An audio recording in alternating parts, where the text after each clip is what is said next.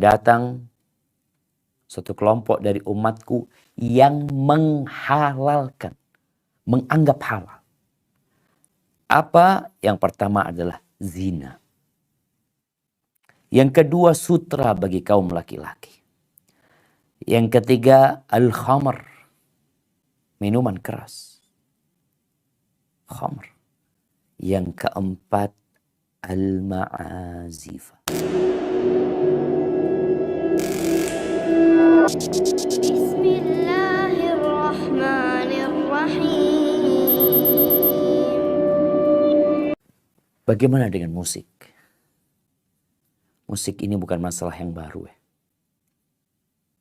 Sebagaimana tadi Ana sebutkan masalah jilbab. Itu bukan masalah yang baru.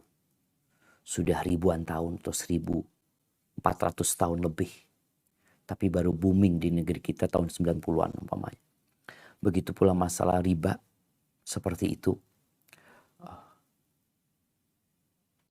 Bicara tentang musik, maka kita akan mendapati para ulama terdahulu telah berbicara tentang musik. Imam yang empat, Al-Imam Abu Hanifah yang meninggal tahun 150. Al-Imam Malik ya, yang meninggal insyaAllah tahun 190-an, 18 sekian. Imam Syafi'i 204 ya. Imam Ahmad 241. Jadi 1200 tahun yang lalu atau lebih, mereka sudah berbicara tentang masalah musik.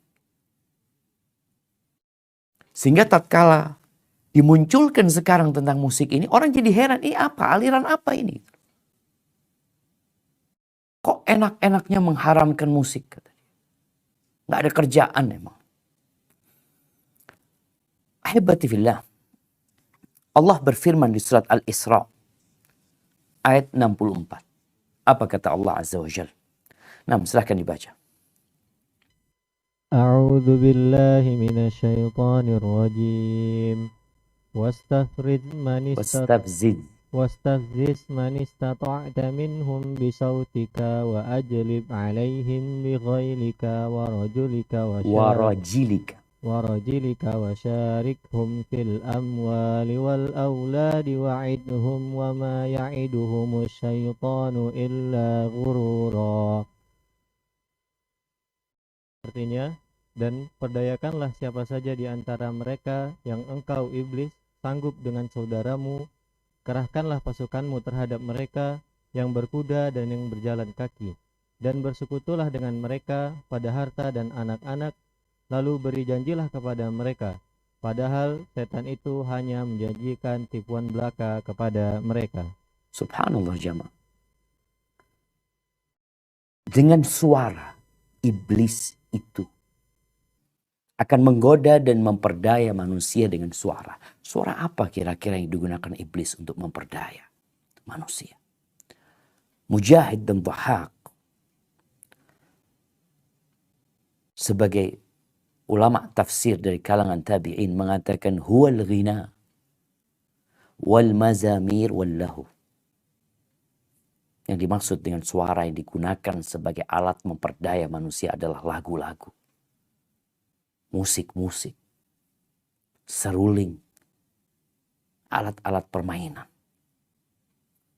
yang mengeluarkan suara, yang membuat manusia jadi terbuai dengan suara tersebut. Tapi kan enggak, ayat tadi kan yang dibaca tidak dengan jelas mengatakan musik itu haram. Ya. Kita akan baca surat Luqman ayat 6. Apa kata Allah Azza wa Jalla? Naam, tafadhal. A'udzu billahi minasyaitonir rajim. Wa minan nasi man yashtari lahwal haditsi liyudilla an sabilillahi bighairi ilm.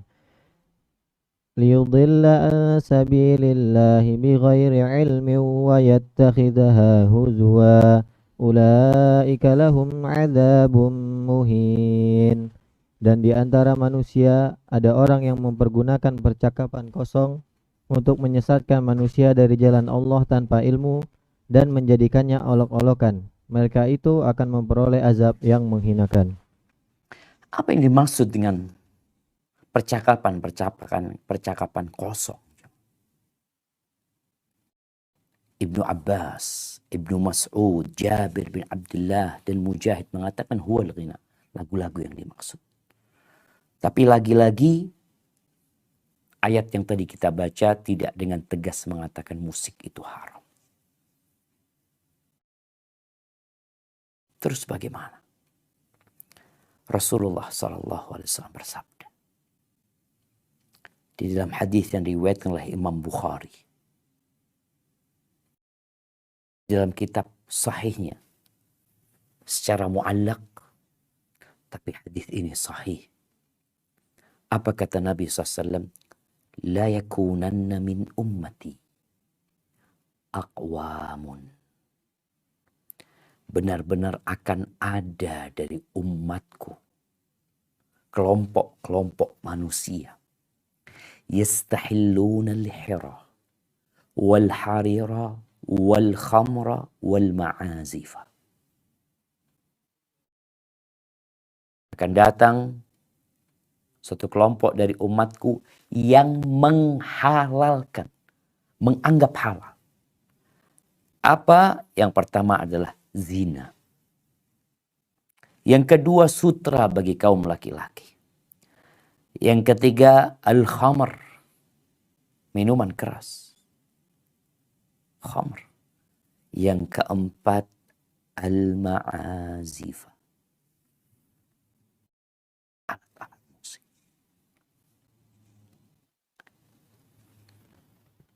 Jadi mereka menghalalkan boleh jadi karena menganggap halal. Yang pertama, meyakini itu halal. Atau yang kedua, karena mereka sudah hidup dengan 4 hal yang disebutkan, ya seakan-akan sesuatu yang halal gitu. Walaupun dalam hati mereka meyakini haram, tapi karena udah biasa dikerjakan tiap hari, seakan-akan sesuatu yang halal, padahal itu haram. Ahibati fillah, di sini Nabi alaihi salatu wassalam mencela orang-orang itu. Baik yang meyakini, apalagi meyakini, atau yang sudah hidup salah satunya dengan alat-alat musik. Kalau kita lihat masa sekarang ini jamaah, benar-benar musik itu seperti sesuatu yang halal, udah halal. Nggak ada perselisihan di antara para ulama tentang halalnya. Seakan-akan seperti itu. Engkau berangkat naik bus ya, engkau ke restoran, engkau kemana? Ke supermarket, ke minimarket. Kalau tadi dikatakan engkau buka handphone, hampir semuanya musik. Sampai kajian pun dikasih backsound musik. Benar-benar sesuatu yang seakan-akan halalan thayyiban. Halal dan baik. Enak dinikmatin sama orang. Dan Nabi mencela. Artinya di masa Nabi enggak seperti itu. Tapi akan datang satu masa di mana orang-orangnya menganggap hal itu halal. Dan mereka melakukannya terkadang tanpa beban. Ya gimana udah jadi budaya dan tradisi di masyarakat. Itu hadis yang pertama. Hadis yang kedua, hadis yang diriwayatkan oleh Imam Tirmidzi dari Imran bin Husain. Dia berkata Rasulullah sallallahu alaihi wasallam bersabda, yakunu fi ummati. Beliau berbicara tentang masa yang akan datang. Ini pertanda bahwa bicara musik di masa Nabi SAW nggak ada. Tenggelam itu musik. Orang tidak hidup dengan musik. Walaupun musik ada tentunya. Alat-alat itu ada. Tapi mereka menghindarinya. Karena mereka menganggap hal itu adalah hal yang haram. Hal yang memperdaya manusia. Apa kata Nabi SAW? Yakunu fi ummati. Ini semua akan datang. Cerita tentang masa yang akan datang. Dan di situ ada mukjizat kenabian beliau alaihi salatu wassalam.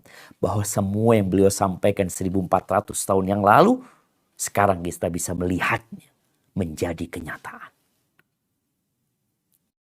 Yakunu fi ummati qadfun wa khasfun wa maskhun. Akan terjadi di umatku di mana jatuhnya bebatuan dari langit ya. Longsor. Atau dibenamkannya manusia. Atau dirubahnya rupa manusia. Akan datang. Jadi azab itu akan turun. Bentuk azabnya apa? Boleh jadi longsor. Atau bebatuan yang jatuh dari atas. Atau dibenamkannya. Gempa yang menyebabkan rumah itu terbenam. Ambles. Atau dirubahnya rupa manusia. Kalau dulu Bani Israel dirubah menjadi kera. Akan ada itu.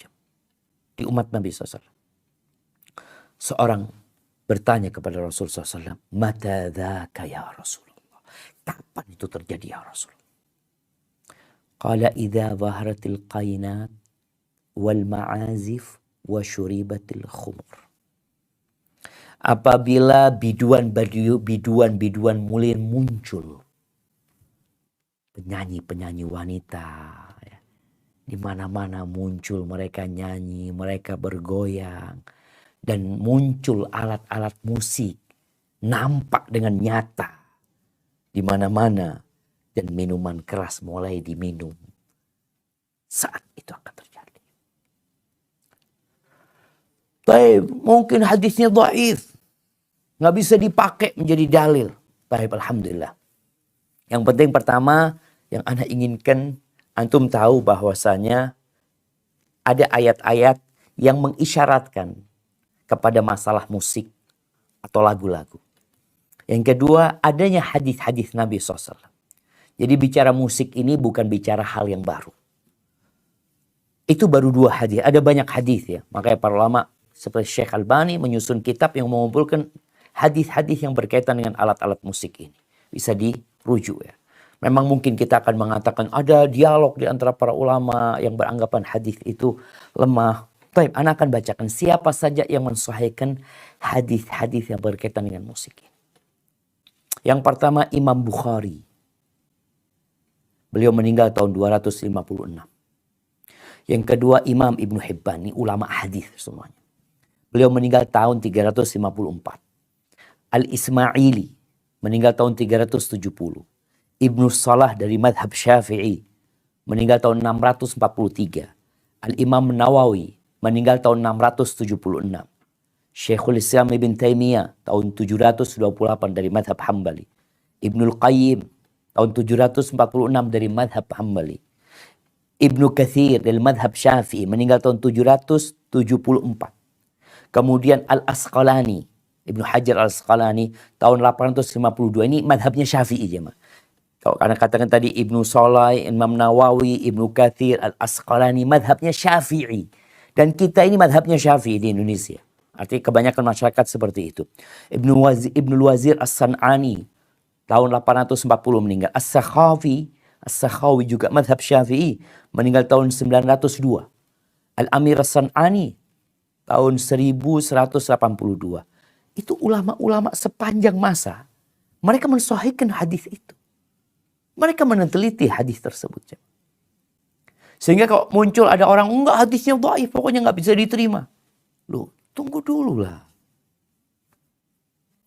Katanya kita perlu objektif. Enggak pakai nafsu. Nah, apalagi ini bicara halal haram.